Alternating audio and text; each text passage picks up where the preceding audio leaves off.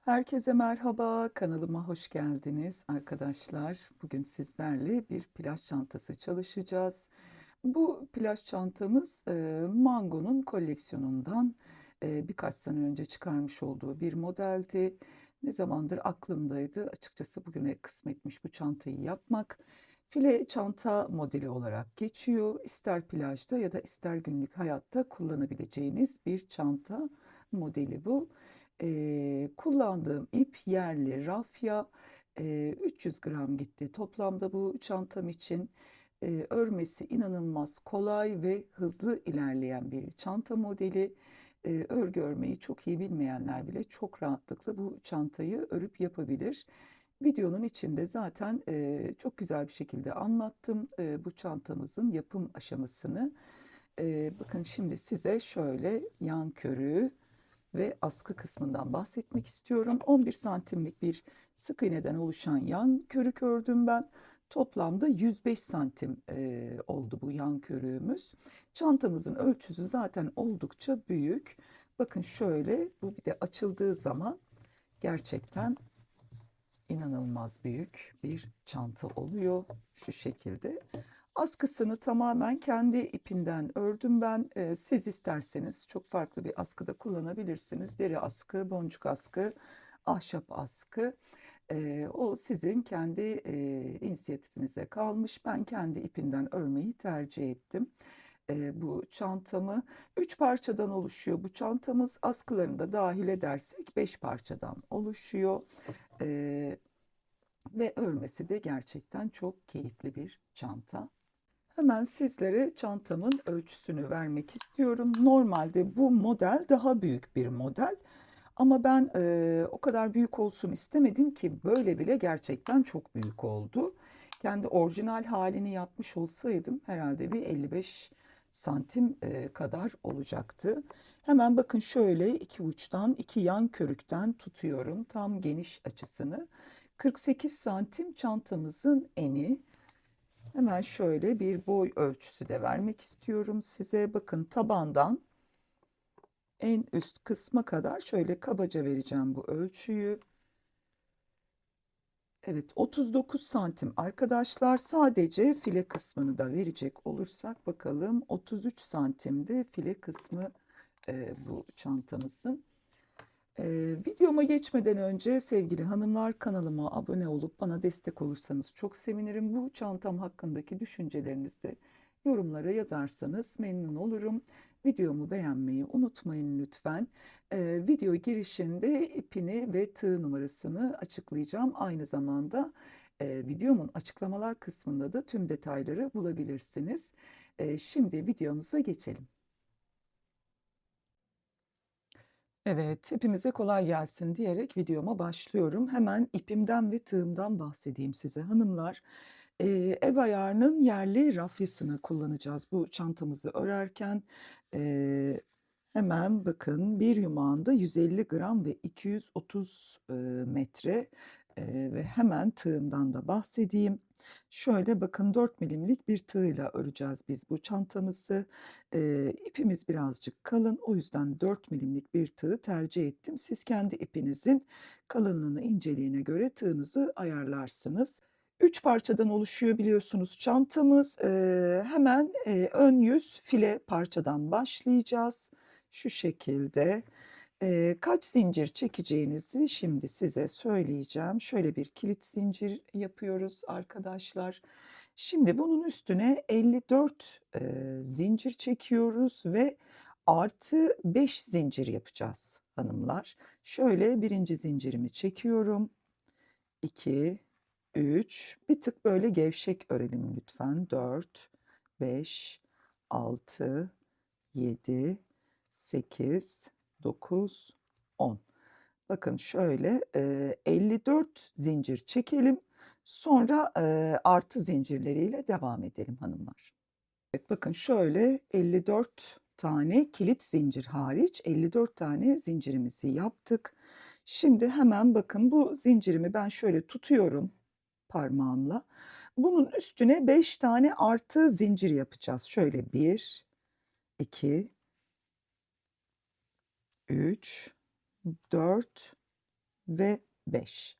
Hemen bakın 54. zincirin şöyle arka kısmını çeviriyorum. Burada çizgiler var hanımlar. Şöyle tığımı hemen bu noktaya geçireyim. Bakın şu çizgilere batarak kutucuklar yapacağız. Hemen şöyle başına doladım. İkili trabzanlar olacak bunlar. Şu şekilde ikili trabzanımı yaptım. Şimdi araya bir tane zincir yapıyorum. Başına doluyorum. Bakın burada bir tane atlıyorum. İkincisine tekrar bir ikili trabzan yapıyorum. Bir tane zincir çektim araya, başına doladım. Bakın arka çizgilere batıyoruz. Ön kısma değil. Arka çizgilere batıyoruz. Bir tane atladım yine. Hemen şu noktadan tekrar bir ikili trabzan yapıyoruz. Şu en baştaki, pardon, en sonda çekmiş olduğumuz 5 zincirde bize burada bir kutu vermiş oluyor. Araya bir zincir, başına doladım. Bir tane atlıyorum. Hemen yanındakine tekrar ikili trabzan. Bir zincir, bir tane atlıyorum. Hemen ikincisinden yine ikili trabzan. Bir zincir, başına doladım, bir tane atlıyorum. Bakın, bir tane atlıyorum. Hemen ikincisine ikili trabzan. Şu şekilde sıra sonuna kadar gelelim arkadaşlar. Bakalım elimizde kaç kutucuk var. Evet arkadaşlar, şimdi sıramın sonuna geldim ben. Bakın şöyle kutucuklar yaptık. Şimdi son kutucuğumu da yapacağım. Hemen şuradan batıyorum. Evet, şimdi bir sayalım bakalım elimizde kaç kutucuk var. Şöyle 2, 4, 6, 8, 10, 12, 14, 16, 18, 20, 22, 24, 26, 27. 27 kutucuk bizim için yeterli. Zaten bakın burada da geriye pek bir şey kalmadı. Bir kilit zincirimiz var, o kadar. Hemen bakın burada bir üst sıraya geçiyoruz. 4 tane zincir çekiyorum hanımlar. 1, 2, 3 ve 4. Tekrar tığımın başına doladım. Bakın buradaki bu sıranın hemen şu gövde kısmına batıyoruz. Bakın üstteki başağı değil, gövde kısmına batarak yine bir ikili trabzan örüyoruz. Bakın şöyle göstereyim. Araya bir zincir. Hemen gelene tekrar gövde kısmına batıp ikili trabzanlarımızın gövde kısmına batıyoruz. Yine bir ikili trabzan, araya bir zincir. Yani bu sırada yapmış olduğumuz işlemin aynısını bir üst sırada da yapacağız hanımlar. Sadece burada ikili trabzanların gövde kısmına batıyoruz.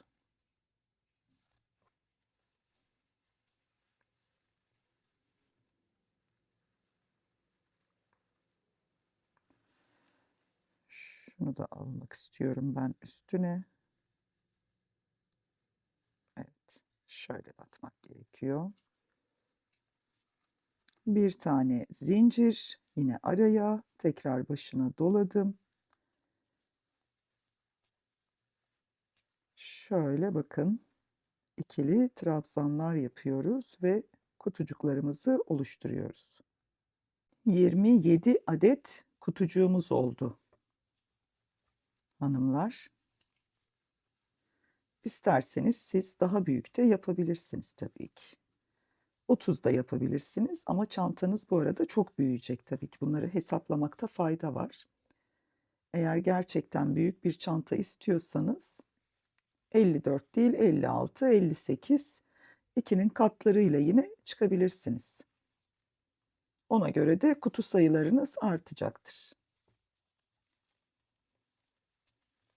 Araya bir zincir.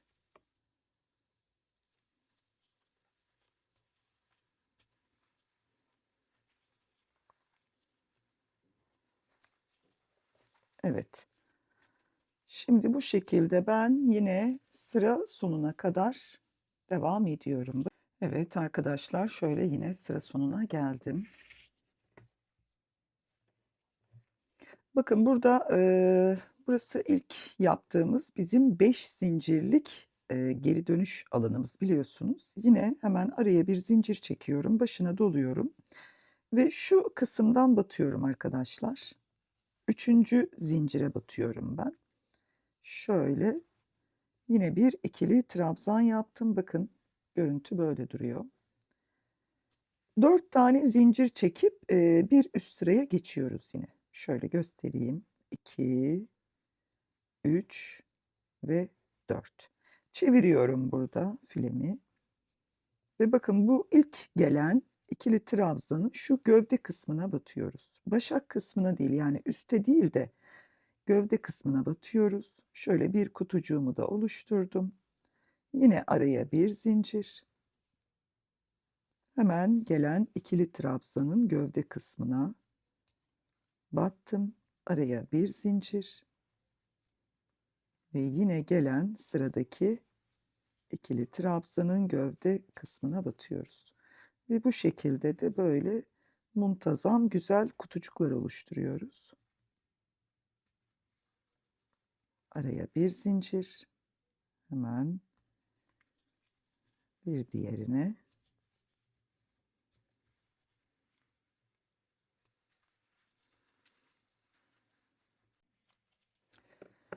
Evet arkadaşlar, ben bu sırayı da öreceğim. Şimdi ne kadar öreceğimizi size söylemek istiyorum. Yüksekliğimizde bu kutucukları sayarak hesaplayacağız. 20 tane kutucuk olacak arkadaşlar elimizde.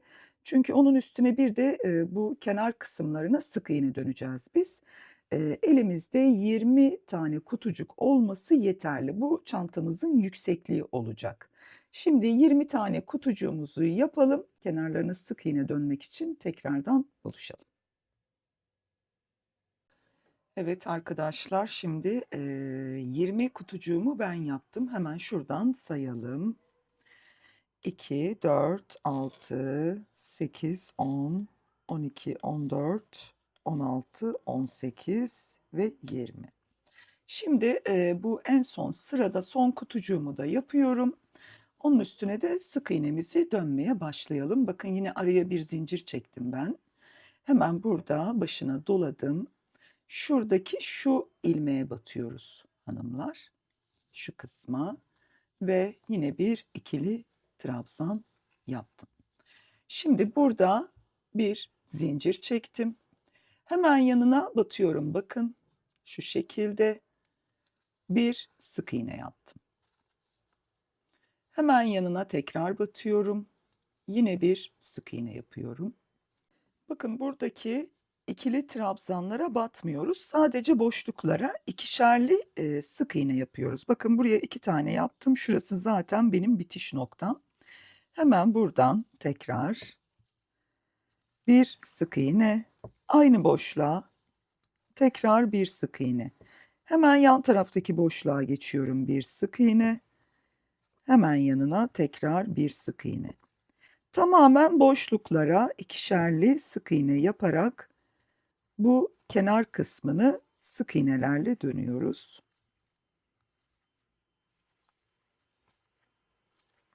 Bir marullanma olmasın diye bu ikili trabzanlı olan yerlere batmıyorum ben.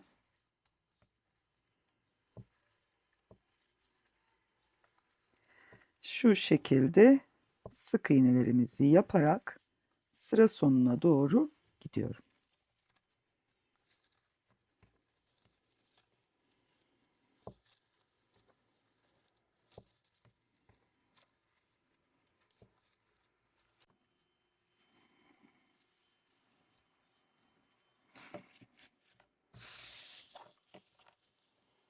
Evet, sıra sonuna geldim. Bakın şu şekilde boşluklara 2 tane sık iğne yapa ilerledik. Şimdi en son kutucuğuma geldim.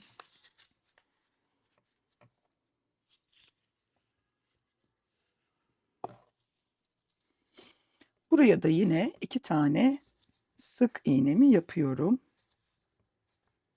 Şu şekilde ve çeviriyorum. Evet, bakın burada tekrar bir sık iğne daha yapıyorum aynı boşluğun içine. Şimdi burada şöyle ikili trabzanlara batıyoruz hanımlar. Bakın bir tane ikili trabzana battım. Bir tane boşluğa battım. Bir tane ikili trabzana battım. Bir tane boşluğa battım. Çünkü bu sıramız yukarı doğru çıkmış olduğumuz sıra. Yani aralarda bir zincirlik olan sıramız. O yüzden de bir zincirlik olan kısımlara bir tane sık iğne, trabzanın üstüne bir tane sık iğne. Yine şöyle gövde kısmına batalım lütfen ikili trabzanlarımızın.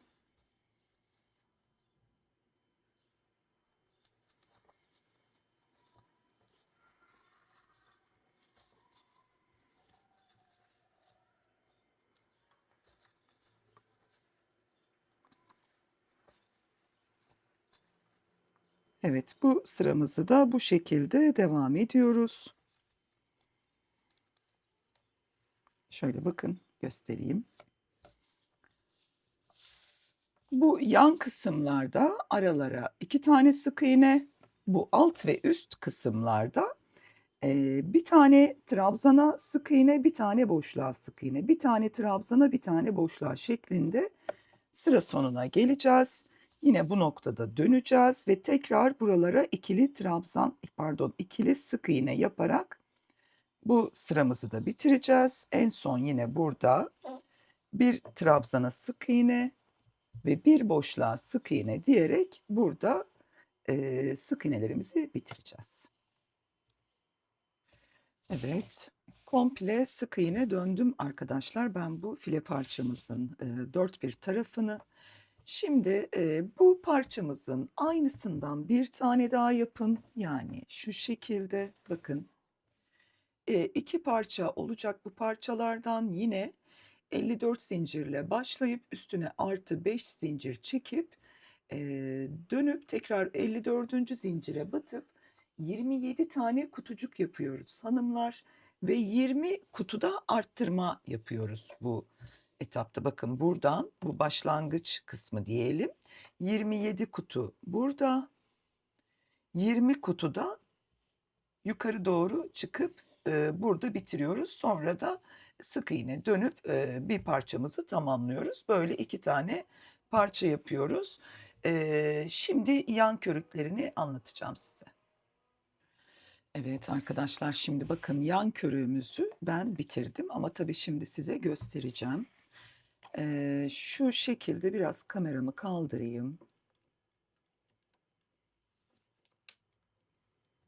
Evet, bakın bu şekilde toplamda tam 100 santim yan körük ördüm. Çünkü çantamızın 3 bir tarafını sarması gerekiyor bu yan körüğümüzün. 100 santim ördüm ve başlangıcını şimdi göstereceğim size. Şöyle bir en ölçüsü vermek istiyorum. Bakın tam 11 santim. Şu şekilde yan körüğümüzün eni. Uzunluğunu da tekrar burada size göstereyim. Şöyle 2'ye katlamak durumundayım çünkü normalde çok uzun. Bakın buradan tuttum. Ve şöyle toplamda 50 santim oluyor şu şekilde. Bir saniye ayarlayayım. Evet. Bakın. Şöyle burada 49 santim ama ben birebir ölçtüğümde 50 santimdi. Şurayı biraz düzeltelim. Bakın. Şöyle ölçtüğümüzde 50 santim, daha ütüsünü yapmadım. Ütüsünü yaptıktan sonra belki 1 santim daha eklenebilir bu 50 santimi. Ama ölçtüm 3 bir tarafını çantanın, ona göre bir ölçü çıkardım ben. 11 santimde bakın buradaki eni.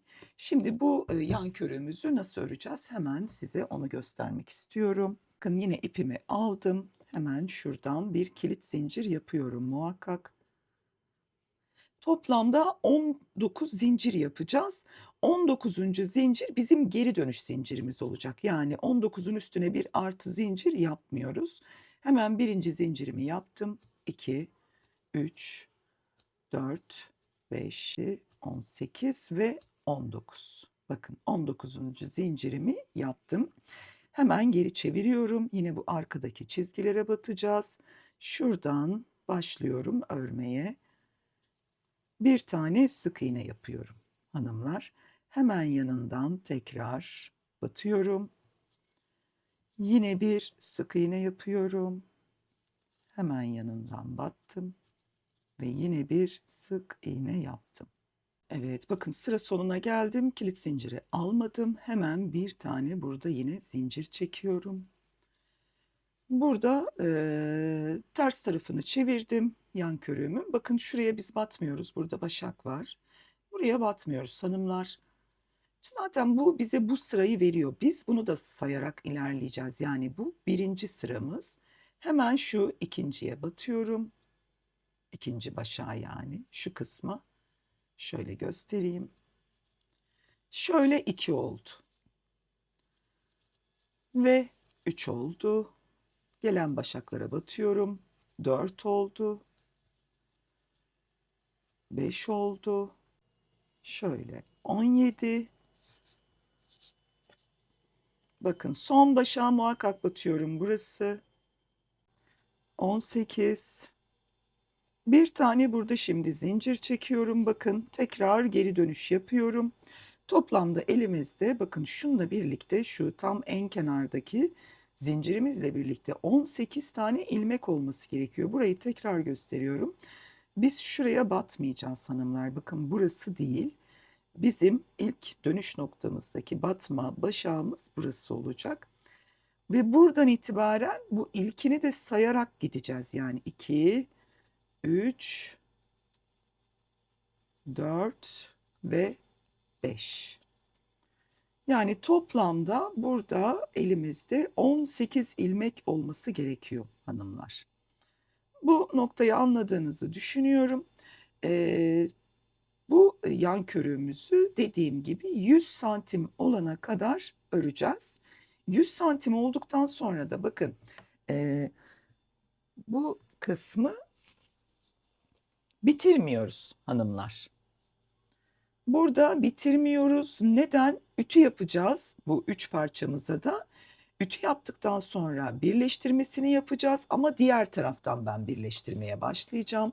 Yani bu kısımdan burayı boşta bırakıyorum ki ipliğini koparmadan herhangi bir şekilde eksik veya fazla gelirse buraya müdahale edebilmek için, yani eksik geldi bir sıra daha ya da 2 sıra daha örüp o şekilde devam edebilirim ya da fazla geldiyse bir ya da 2 sıra sökebiliriz buradan. O yüzden bu ipimizi burada koparmıyoruz. Hatta buraya bir işaretleyici de takabiliriz hani ilmek kaçmasın diye.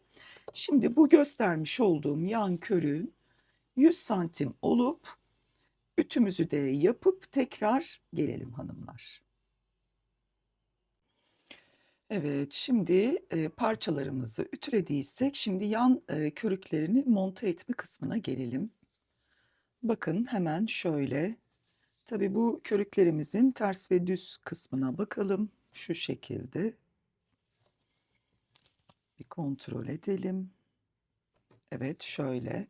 Ve bu parçalarımızın da lütfen şu başak kısımları bize doğru baksın. Bakın hemen şuradan başlayacağız. Şu şekilde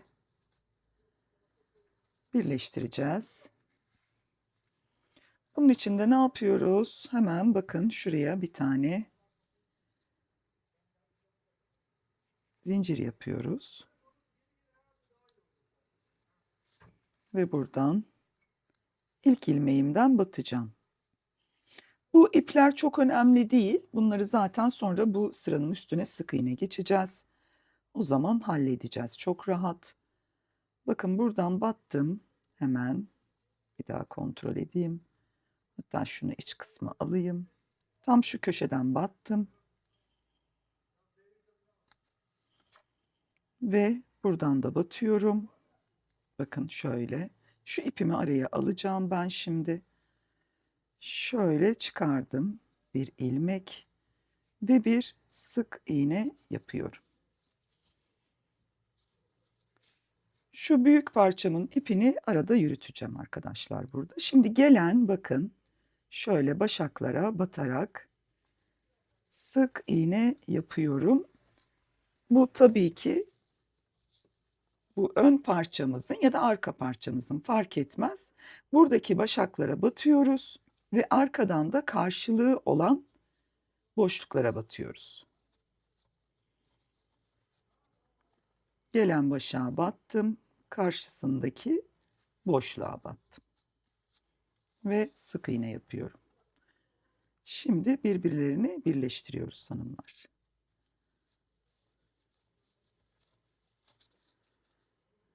Başağa battım, karşısındaki gelen boşluğa battım.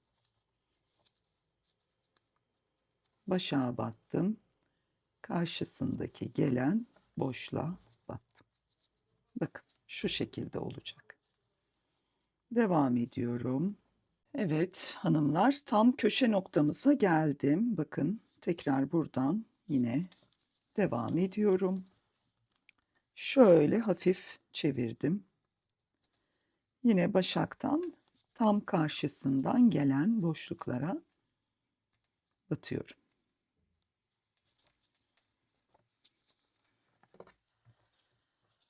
Şöyle çevirdim.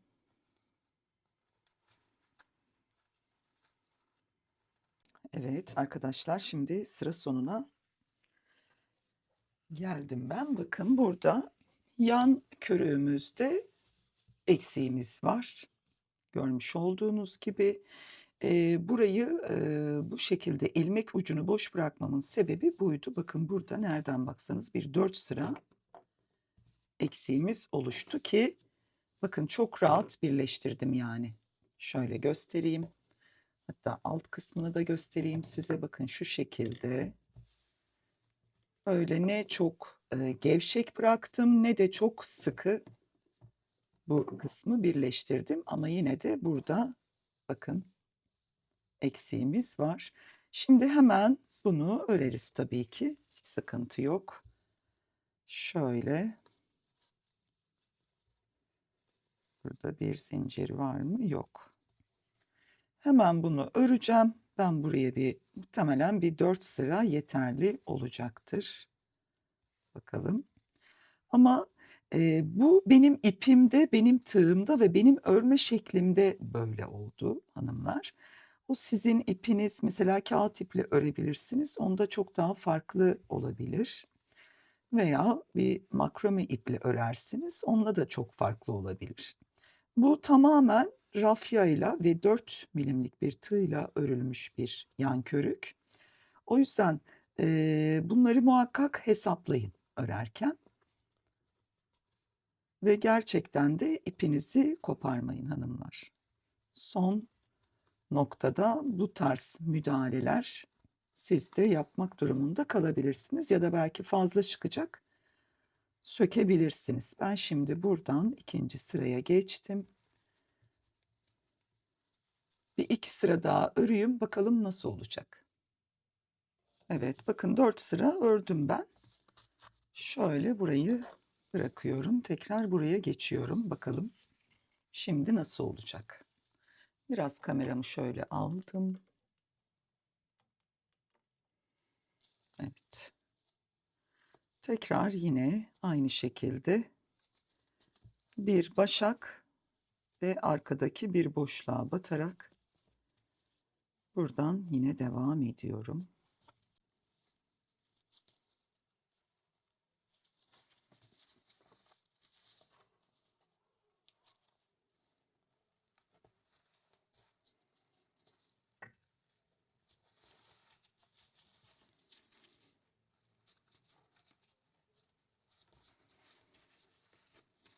Evet.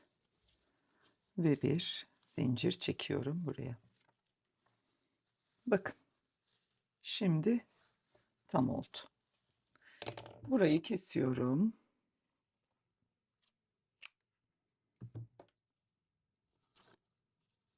Şu şekilde. Bunu da zaten bu araya alıp buradan sık iğne öreceğiz şu yan körümüzün ipiyle. Evet, şimdi ben diğer parçamızı da birleştiriyorum hanımlar.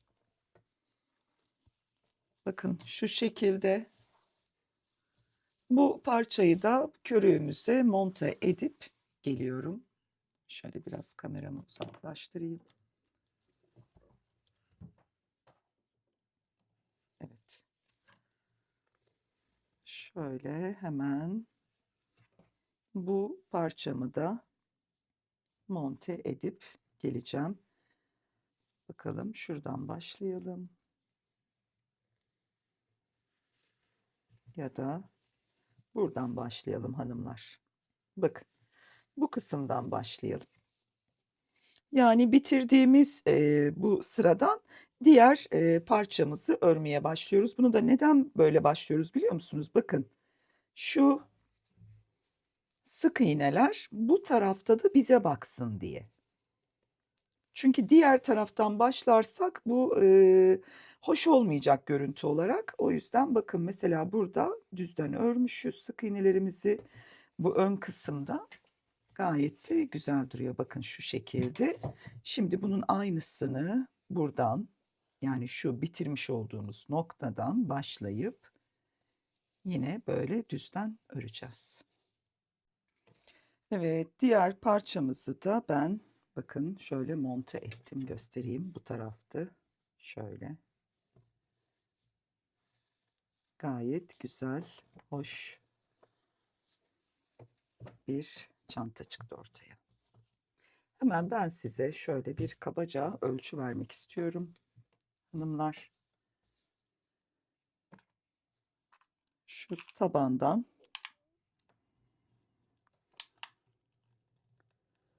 evet şu şekilde aldığımızda 48 santim yüksekliği çantamızın ve sadece file kısmını ölçtüğümüzde şu şekilde 32 santim. Hemen bir en ölçüsü de vereyim. Önce komple vereceğim, sonra orta kısmı vereceğim. Şöyle bakın tamamen kabaca yapıyorum. 46-47 santimde çantamızın eni, toplam yan körükleriyle birlikte olan eni. Hemen şöyle bir modelden de modele 35 santimde model. Evet bakın gerçekten çok güzel, acayip pratik bir çanta oldu. Yani örmesi çok kolay arkadaşlar. Hiçbir zorluğu yok. Zaten dümdüz biliyorsunuz ikili trabzanlar yan körükte sık iğneden oluşuyor. Şöyle göstereyim bakın. Şimdi bu ağız kısmının sık iğnesini yapalım hanımlar. Evet bakın buraya zaten buradaki boş ilmeğimizin ucuna hem kaçmasın diye hem de belli olsun diye bir tane işaretleyici takmıştık. Şimdi hemen bu noktadan başlıyoruz. Evet bakın bu iplerimizi de yürüteceğiz çantamızın iç kısmına doğru. Bakın şu başak kısmının tam ortasından batıyorum ben. Ve şöyle bir sık iğne yaptım. Hemen şu yandaki başaktan yine bir sık iğne. Şimdi gelen başaklara sık iğnelerimizi yapalım. Ağız kısmının, çantamızın ağız kısmının çerçevesini dönelim. Çantamızın ağız kısmının sık iğnesini bitirdim. Şimdi başlamış olduğum noktaya tekrar geri geldim. Bakın burada da bir ipim var böyle. Hemen şu kısımdan ilk başladığım noktadan bir kaydırma yapıyorum. Şimdi son sıra olarak da kaydırma yapacağız hanımlar. Bu arkadaki ipi bir aşağı alıyoruz. Şu şekilde bir yukarı alıyoruz. Bir aşağı, bir yukarı. Kaydırma noktasında da arkadaki ipimizi bu şekilde gizliyoruz.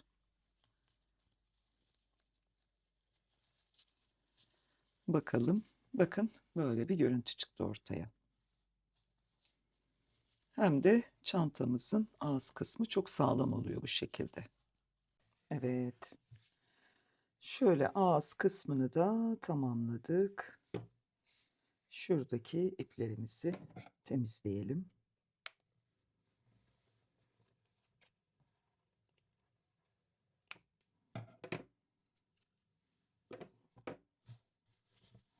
Şimdi bu askı kısmına gelelim sevgili hanımlar.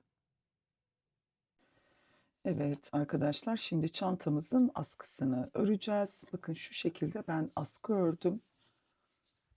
6 ilmekten oluşuyor bu askımızın ölçüsü. Şöyle göstereyim size. Şu şekilde.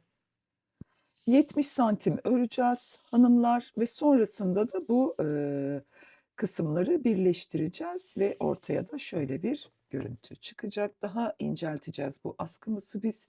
Dümdüz sık iğne değil de ikiye katlayıp dik öreceğiz. Ondan sonra da böyle bir görüntü alacak. Bakın çok güzel oldu bu askım. Şimdi bunu nasıl yapacağız? Bakın 3,5 milimlik bir tığ kullanacağım ben askımızı örerken. Hemen ipimden alıyorum ve askı örümüne başlıyorum. Şurada biraz pay bırakalım hanımlar, dikme payı olsun bu.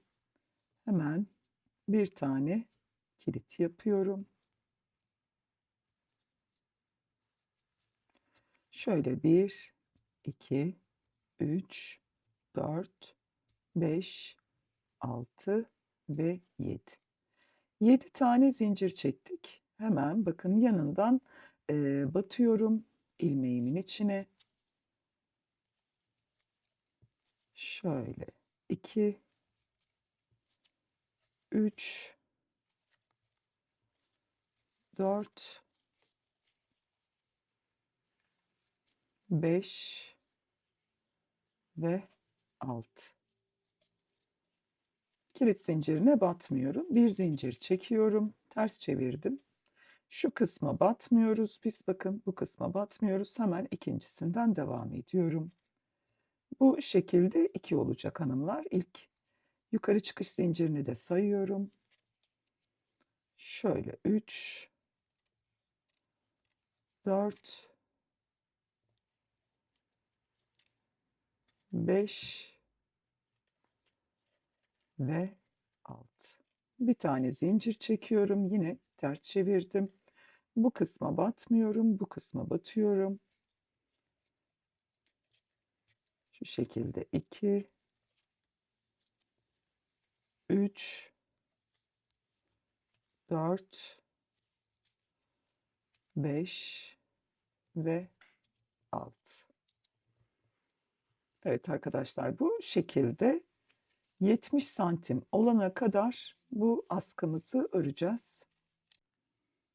Evet arkadaşlar, şimdi bu askı parçamızı ördüm ben. Tam 70 santim oldu. Şu şekilde. Şimdi hemen şuradan birleştirme yapacağım. Bakın şu şekilde tutuyoruz. Şurada şu kadar bir pay bıraksak yeterli çantamıza dikmek için. Yani bu da kaç santim? 3 ya da 4 santim. Göz kararı siz de ayarlayabilirsiniz. Hemen bakın şu kısımdan batıyorum. Şöyle. Ve buradan askımızı birleştirip ince bir form almasını sağlayacağız. Şimdi şöyle bir zincir yaptım ve yanından gelen boşluklara batarak şu ipimizi de araya alarak sık iğneler yapıyoruz. Hemen yanındaki boşluklardan batıyorum ve sık iğneler yapıp birleştiriyorum askımızı.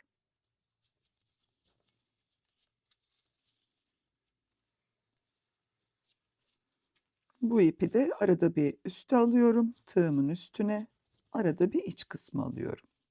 Şimdi iç kısmı alacağım. Şimdi de tığımızın üst kısmını alacağım. Yani burada ipimizi yedirmiş oluyoruz.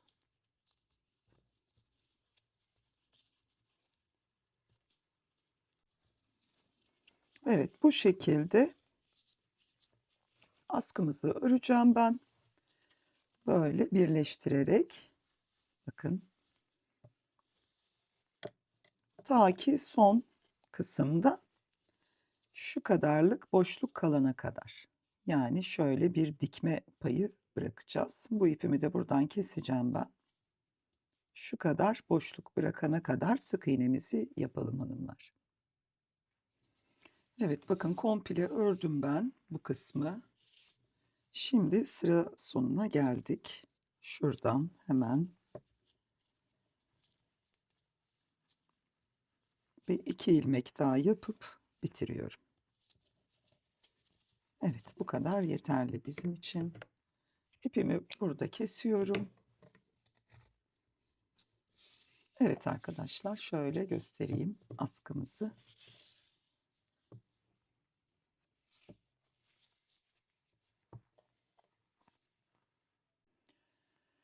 Evet arkadaşlar, şimdi askı takma kısmına geldik. Ben şöyle işaretleyicilerle yerini belirledim. Şimdi siz bunu nasıl yapacaksınız? Onu göstereceğim. Bakın, direkt buradaki kutucuklardan hesaplama yaptım ben. Herhangi bir ölçü almadım. Zaten şöyle bakın, birebir çantamızın ağız kısmı gayet muntazam ve düzgün. O yüzden de ölçü almadım. Şuradaki kutucukları sayarak ben işaretleyicimi koydum. Bakın buradan bu ilk kutucuktan itibaren 1, 2, 3, 4, 5, 6.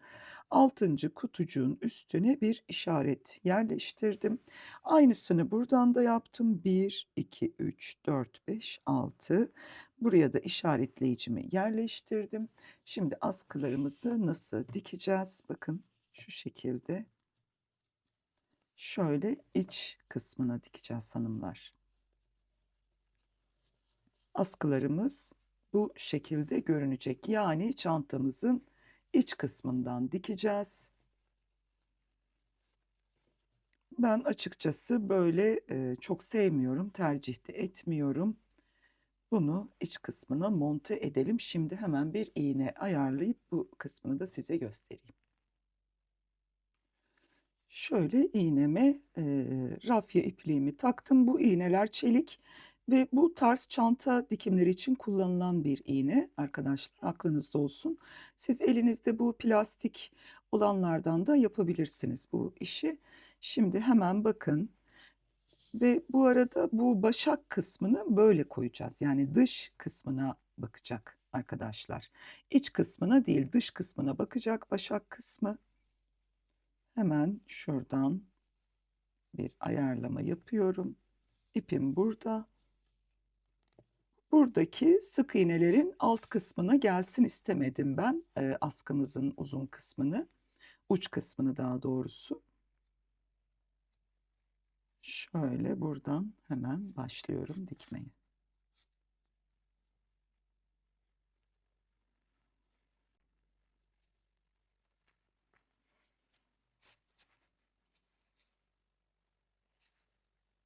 Şöyle düzelterek de yapalım.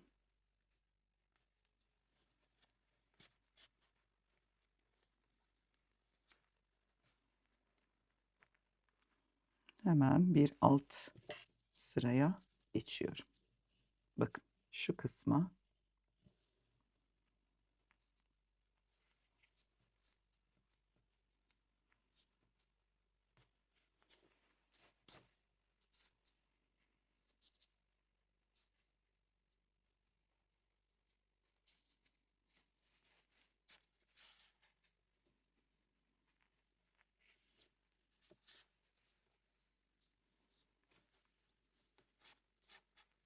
bayağı dümdüz diktim arkadaşlar.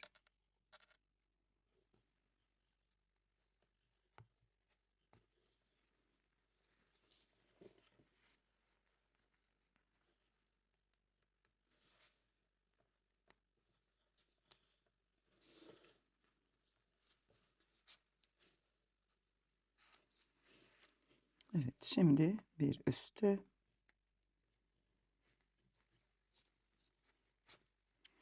kendi ipiyle dikmek istemezseniz yine bu renkte bir polyester iple de yapabilirsiniz bu işlemi. Ben yine de şöyle son ipimi bitirene kadar dikmeye devam ediyorum ki sıkı sıkı olsun. Evet, çok az ipim kaldı. Şimdi bu ipi buradan yürüteyim.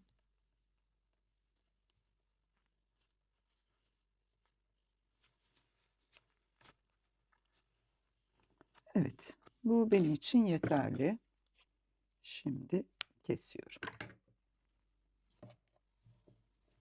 Bakın. Bu şekilde olacak.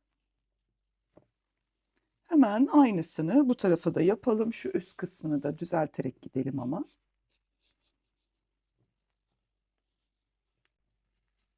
Yine ortaladım. Hemen şuradan sabitleyeyim.